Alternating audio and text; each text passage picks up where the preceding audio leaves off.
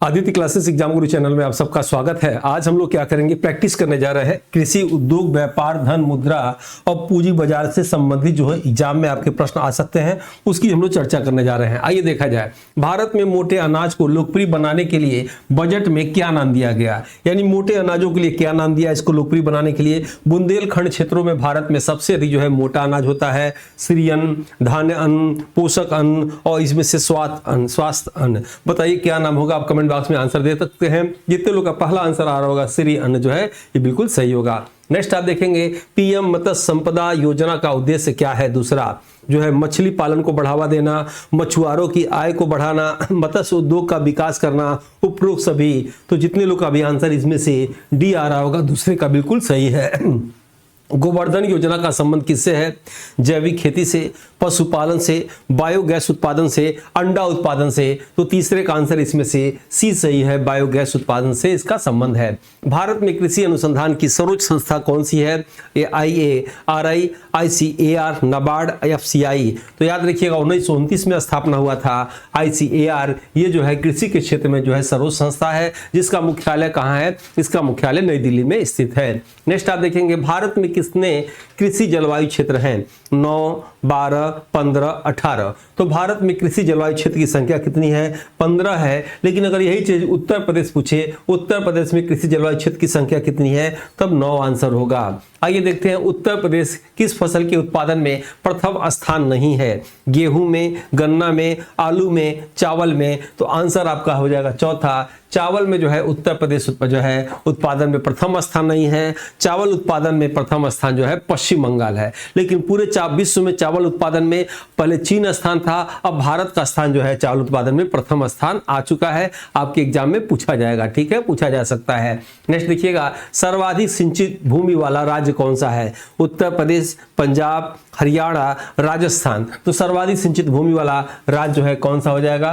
तो पंजाब है। लेकिन यही प्रश्न ऐसे आता कि सर्वाधिक जो है प्रकृति द्वारा सिंचित भूमि कौन सा है? तो प्रकृति द्वारा सिंचित भूमि सर्वाधिक जो है मध्य प्रदेश का क्षेत्र आता है। नेक्स्ट आएंगे, देखेंगे राष्ट्रीय बागवानी मिशन कब शुरू हुआ? 2002 में, 2005 में, 2008 में, 2010 में। तो राष्ट्रीय बागवानी मिशन की स्थापना 2005 में हुआ था, ठीक है। 8वें का जितने लोग का आंसर इसमें से बी आ रहा होगा, इसमें से बिल्कुल सही है। आइए देखते हैं नेक्स्ट इसमें से। नेक्स्ट देखा जाए, रबी की फसल की बुआई कब होती है? जून जुलाई में, अक्टूबर नवंबर में, और जो है मार्च अप्रैल में, दिसंबर जनवरी में। आपको एक कोड बताया गया था, रबी जो है जाड़े में आता है। तो जाड़े के हिसाब से आप क्या देखेंगे, मतलब जाड़े की शुरुआत होती है, कब बुआई होती है? तो इसमें से अक्टूबर नवंबर में, यानी कह सकते हैं बी आंसर इसमें से सही है। जायद की फसल का उदाहरण क्या है? गेहूं, धान, ठीक है, मक्का और तरबूज, ठीक है। रबी की फसल, जायद की फसल और खरीफ की फसल, ठीक है। ये तीनों फसल के विषय में आप जानते होंगे। तो गेहूं, धान, मक्का और तरबूज याद रखिएगा। जितने लोग का इसमें से तरबूज आंसर आ रहा होगा, ये जो है आपका जायद की फसल है, ठीक है। कम समय में इसका फसल होता है। सेरीकल्चर का संबंध किससे है? मधुमक्खी पालन से, रेशम कीट पालन से, मत्स्य पालन से, मुर्गी पालन से। एक ग्रामिक आंसर इसमें से बी आंसर होगा। सेरीकल्चर का संबंध किससे है? जो रेशम कीट पालन से है। पीसी कल्चर का संबंध किससे है? मधुमक्खी पालन से, रेशम कीट पालन से, मत्स्य पालन से, मुर्गी पालन से। तो 12 का आंसर भी जितने लोग का इसमें से सी आ रहा होगा, सही आंसर है, मत्स्य पालन से इसका संबंध है। भारत में सर्वाधिक मात्रा में कौन सी मिट्टी पाई जाती है? जलोढ़ मिट्टी, काली मिट्टी, लाल मिट्टी, लेटराइट मिट्टी। तो भारत में सर्वाधिक मात्रा में जो है जलोढ़ मिट्टी पाई जाती है। काली मिट्टी का दूसरा नाम क्या है? रेगुड़ मिट्टी, कपास वाली मिट्टी, दोनों, इनमें से कोई नहीं। काली मिट्टी को जो है रेगुड़ मिट्टी भी कहते हैं, कपास वाली मिट्टी भी कहते हैं, चरनोजम मृदा भी कहा जाता है, स्वतः जुताई भी मृदा कहा जाता है। आंसर इसमें से क्या होगा? डी, स्वतः जैसे इसकी मिट्टी लगता है कि जोता गया है, ठीक है, सूखने के बाद, पानी सूखने के बाद। भारत में कोर उद्योगों की संख्या कितनी है? 6, 7, 8, 9। तो कोर उद्योग की संख्या कितनी है? 8 है। कोर उद्योगों में सबसे अधिक भारांश किसका है? कोयले का, इस्पात का, रिफाइनरी उत्पादन का, सीमेंट का। तो सबसे अधिक भारांश किसका है? रिफाइनरी जो है उत्पाद का है। भारत की सबसे बड़ी ऊर्जा कंपनी कौन सी है? NTPC, ONGC और जो है कोल इंडिया और इसमें से सेल। तो NTPC जो है भारत की सबसे बड़ी जो है ऊर्जा कंपनी है, टी होगा ये, और इसकी स्थापना 1975 में हुआ था। नेक्स्ट देखते हैं, भारत में स्पंज आयरन उत्पादन में कौन सा स्थान है भारत का? प्रथम, दूसरा, तीसरा और चौथा। तो भारत का स्पंज आयरन उत्पादन में याद रखिएगा जो है हमेशा जो है प्रथम स्थान होता है। नेक्स्ट है भारतीय औद्योगिक महासंघ का मुख्यालय कहाँ है? तो भारतीय औद्योगिक महासंघ का मुख्यालय मुंबई में है, नई दिल्ली में है, कोलकाता में है, चेन्नई में है। तो इसका मुख्यालय कहाँ है? नई दिल्ली में है। नेक्स्ट है फिक्की का मुख्यालय कहाँ है? मुंबई में, नई दिल्ली में, कलकत्ता में, चेन्नई में। याद रखिएगा भारतीय औद्योगिक संघ का जहाँ मुख्यालय है वहाँ फिक्की का भी मुख्यालय है और नई दिल्ली आंसर होगा। और महात्मा गांधी की सिफारिश पर घनश्याम दास बिरला और पुरुषोत्तम दास टंडन ने जो याद रखिएगा फिक्की की स्थापना किया था। आपके एग्जाम में प्रश्न आया था। प्राचीनतम सिक्कों को क्या कहा जाता है? आहत मुद्रा, पंचमार सिक्का, दोनों, इनमें से कोई नहीं। तो आंसर होगा इसमें से दोनों। इसे ठप्पामार सिक्का भी कहा जाता था, आहत सिक्का भी कहा जाता था और जो है पंचमार सिक्का के नाम से भी जाना जाता है। ठीक है। और 16वीं महाजनपति में बहुत ज्यादा इसका प्रचलन था। भारत में सबसे अधिक सोने के सिक्के किसने चलाए?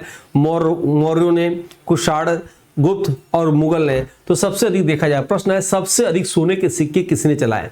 ठीक है। लेकिन प्रश्न आएगा कि सबसे पहले सोने की सिक्का किसने चलाया?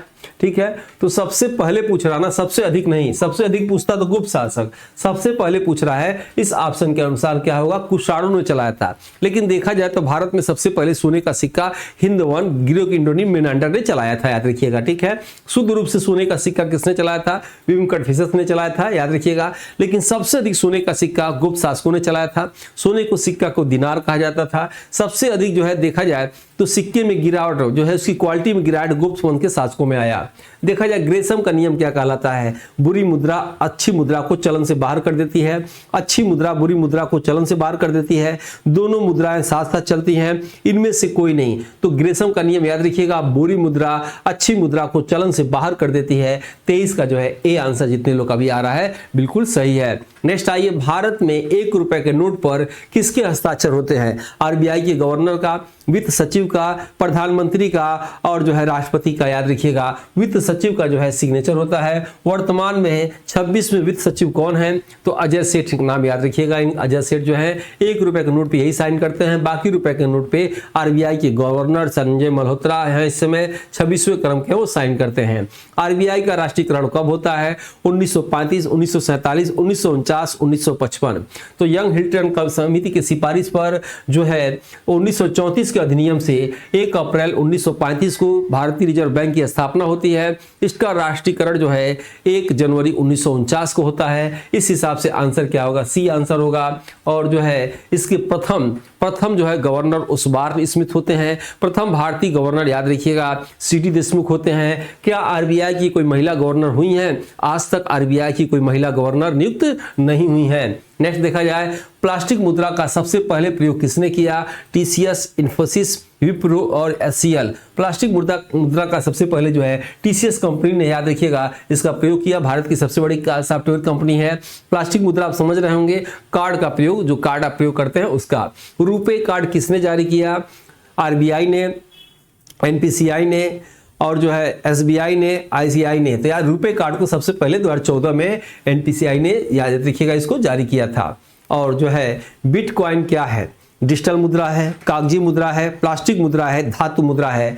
तो बिटकॉइन क्या है? तो डिजिटल मुद्रा है। अगर ऐसे ही प्रश्नों की प्रैक्टिस थ्योरी क्लास आप चाहते हैं, हमारे कोर्स को ले सकते हैं। 1000 रुपए की कोर्स है, 1 साल वैलिडिटी के साथ है। आप चाहें तो इस नंबर पे फॉर कोर्स लिखेंगे तो आपको उसकी लिंक भेज दी जाएगी। पिछले वर्ष जो है इसका रिजल्ट काफी अच्छा रहा। आज भी जो है हजारों बच्चों का विश्वास है, आप भी इसमें जुड़ के और जो है थ्योरी के साथ साथ ऐसे प्रश्नों की प्रैक्टिस उसमें कराई जाती है, आप कर सकते हैं। बेड बैंक क्या होता है?